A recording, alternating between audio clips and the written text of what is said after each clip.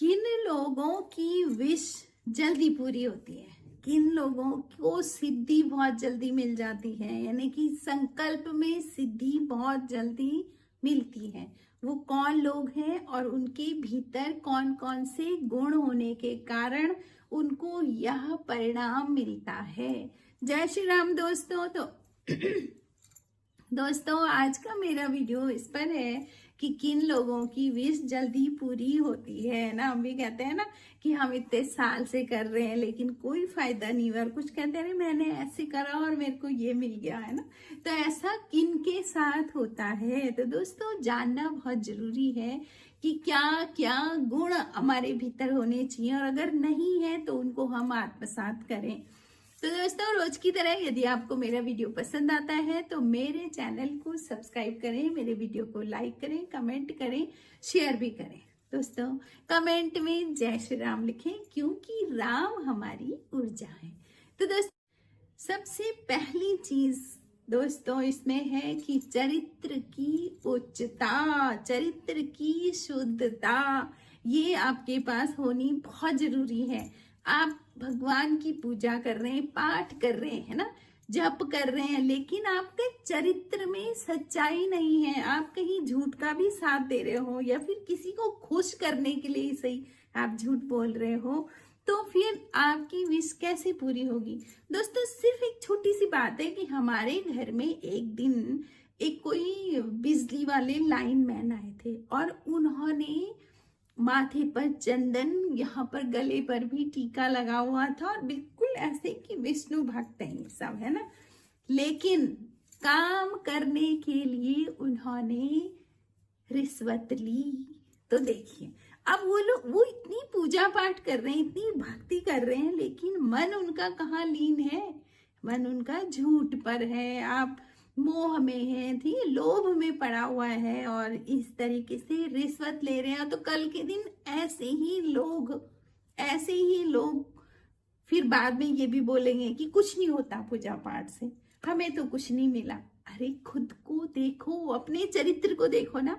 तो दोस्तों सबसे पहली चीज की चरित्र में उच्चता होनी चाहिए। दोस्तों नंबर 2, अनुशासन आपका अपने ऊपर होना चाहिए। आप ब्रह्मचर्य का पालन करें। तो दोस्तों ब्रह्मचर्य का मतलब है कि ईश्वर की चर्या, जो भी देवता होते हैं उनका क्या नियम होता है, किस तरह क्यों वो देवता है ना, कुछ तो कारण होगा, कुछ तो उनके अंदर गुण होंगे ना। तो वही होती है ब्रह्मचर्या। सत्य का साथ दें और सुबह जल्दी उठें, ब्रह्म मुहूर्त में उठें, आलस का छोड़ें। सिर्फ इसलिए नहीं कि आपको कुछ पाना है, देखिए आप सिर्फ इसलिए कि अपने आप को साधना है, मतलब उस एनर्जी, जिस एनर्जी की हम इच्छा कर रहे हैं ना, उस एनर्जी की पात्रता अपने भीतर लानी है। तो इसके लिए आपको सुबह ब्रह्म मुहूर्त में उठना है, बिल्कुल भी आलस नहीं करना। आप अपना नियम बना दें, आप शाम को चाहे जल्दी सो जाएं, लेकिन आप सुबह बिल्कुल उसी समय पर उठें जिस समय पर ब्रह्म मुहूर्त होता है, यानी कि 4, 5, चलो 6 भी, कुछ लोग तो 8, 8, 9, 9 बजे तक उठते हैं। अगला है दोस्तों, जब भी आप कोई भी पूजा पाठ करते हैं उससे पहले आप थोड़ा सा वार्म अप एक्सरसाइज जरूर करें। क्यों करें, मैं इसका कारण आपको बताती हूँ क्यों करें। कि कहीं भी आप ध्यान, साधना, मंत्र जहाँ पे बैठ रहे हो उससे पहले आप थोड़ा सा एक्सरसाइज जरूर करें। तो एक्सरसाइज इसलिए करनी है दोस्तों, जब हम एक्सरसाइज करते हैं तो हमारी बॉडी में ऑक्सीजन जाता है। जैसे हम जल्दी जल्दी सांस लेंगे, खूब सारा ऑक्सीजन जाएगा। और मैंने हमेशा आपको बताया है कि एक ब्रह्मांड बाहर है तो पूरा ब्रह्मांड हमारे भीतर है। करोड़ों सेल्स जो जिंदा हैं, जो आपके लिए काम कर रही हैं, वो ब्रह्मांड है, ठीक है। तो उनसे बना हुआ पूरा ब्रह्मांड है। उस ब्रह्मांड में आप ऑक्सीजन भेज रहे हो, मतलब लाइव भेज रहे हो वहां पर। तो ये क्या होगा कि हर सेल्स आपकी एक्टिवेट हो जाएंगी, ठीक है। अब जब सेल्स एक्टिवेट हो गई और आपने कोई मंत्र जाप करा है तो वो मंत्र बिल्कुल सेल बिल्कुल तैयार हो रखी है कि लाओ क्या क्या आ रहा है ना। तो आपका विचार, आपका मंत्र जाप, आपकी जो भी साधना है, सब फटाफट करके सेल्स के पास जाती हैं और वो उसको एकदम एक्सेप्ट करके उस पर काम करना शुरू कर देती हैं। अब जब वहां पर भीतरी ब्रह्मांड में हलचल है, बहुत एक्टिविटी हो रखी है, तो एक्टिव हो रखी है और आपने मंत्र भेज दिया वहां, तो वो मंत्र कितना एक्टिव हो जाएगा, आप समझो ना। फालतू के थॉट्स ना भेज करके आपने एक मंत्र भेज दिया, उनके लिए एक काम भेज दिया, ये लो, ये इसको जपो, ये सच है। तो फिर क्या होगा कि पूरी सेल्स में वही मंत्र चलने लग जाएगा और आपका मंत्र जाप सफल होगा। लेकिन आपको ये करना तो पड़ेगा ना, सुबह उठना पड़ेगा ना। तो इसलिए अपनी दिनचर्या में ब्रह्म मुहूर्त में जागना जरूर रखें और एक्सरसाइज करें। आप कुछ भी काम कर रहे हो ना, सुबह से शाम तक आप टिफिन बना रहे हो ना, तो एक बार भी ये मत सोचो कि ये टिफिन मैं अपने बच्चों के लिए, सब काम भगवान के लिए हो रहा है। सारी हर चीज में आपको ईश्वर दिखने चाहिए। आप खाना बना रहे हो भगवान के लिए, है ना, क्योंकि जिनको आप खिलाओगे उनके भीतर भी भगवान है ना, तो उनके लिए। तो इस तरह से आप हर काम, आप नौकरी कर रहे हो, अपने कार्य क्षेत्र में जा रखे हो, वहां पर भी आप ये मत सोचो कभी भी कि मैं ये क्यों नहीं। आप सब काम भगवान के लिए कर रहे हो, उनको समर्पित कर दो। हे प्रभु, बस तू देख लेना, मेरा कुछ नहीं है, बस मैं तो निमित्त हूँ, आप मुझसे करवा रहे हो और मैं कर रहा हूँ।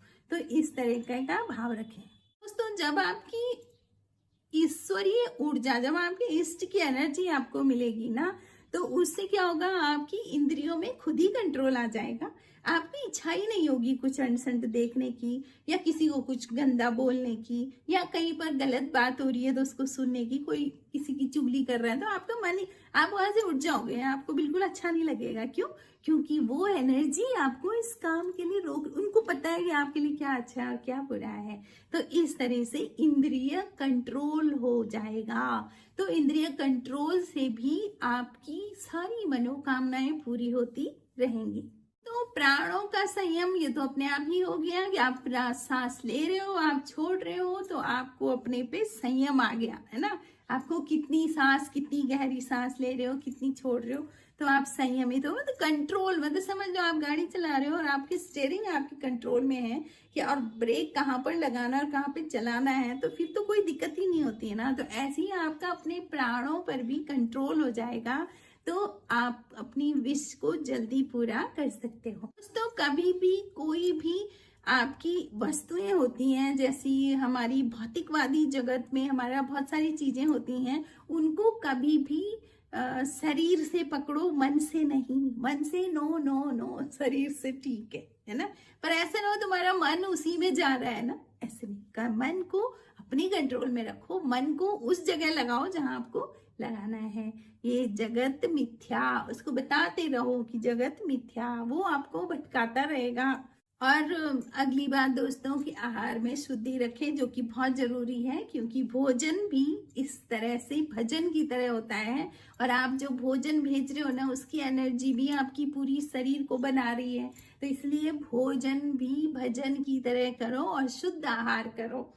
अगला है दोस्तों, सत्य का संग करो, सत्संग सुनो, भगवान की कथाएं सुनो, और भगवान के जो हमारे जो ग्रंथ हैं उनको पढ़ो, स्वाध्याय करो। इस तरह से आप करते रहो। और इसके अलावा जो बहुत ही महत्वपूर्ण बात मैंने बताई नहीं है, वो है सेवा करो, सेवा भाव रखो, सेवा करो। जिनको सेवा की आवश्यकता है, जो आपके आश्रित हैं, आप उनकी सेवा करें और दान करें।